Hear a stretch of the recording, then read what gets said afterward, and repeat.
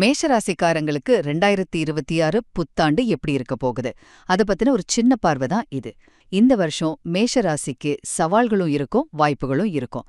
அதனால நாம கொஞ்சம் உஷாரா இருக்கணும். சரி, முதல்ல கவனிக்க வேண்டியது உங்க தொழில் மற்றும் நிதி நிலைமை.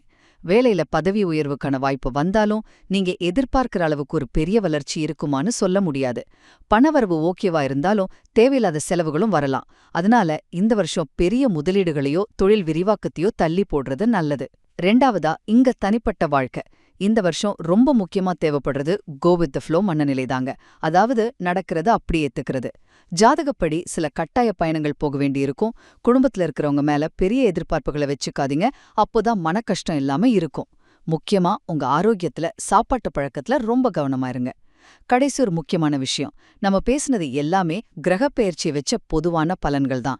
உங்களுக்கு 100% துல்லியமான பலன் தெரியணும்னா உங்க தனிப்பட்ட ஜாதகம் தான் பெஸ்ட். அதுதான் உங்களுக்கு ஒரு தெளிவான வழியை காட்டும். மொத்தத்துல 2026ல மேஷ ராசிக்காரங்க சரியா திட்டமிட்டு குறைவான எதிர்பார்ப்புகளோட இருந்த எந்த சவாலையும் ஈஸியா ஜெயிச்சிடலாம்.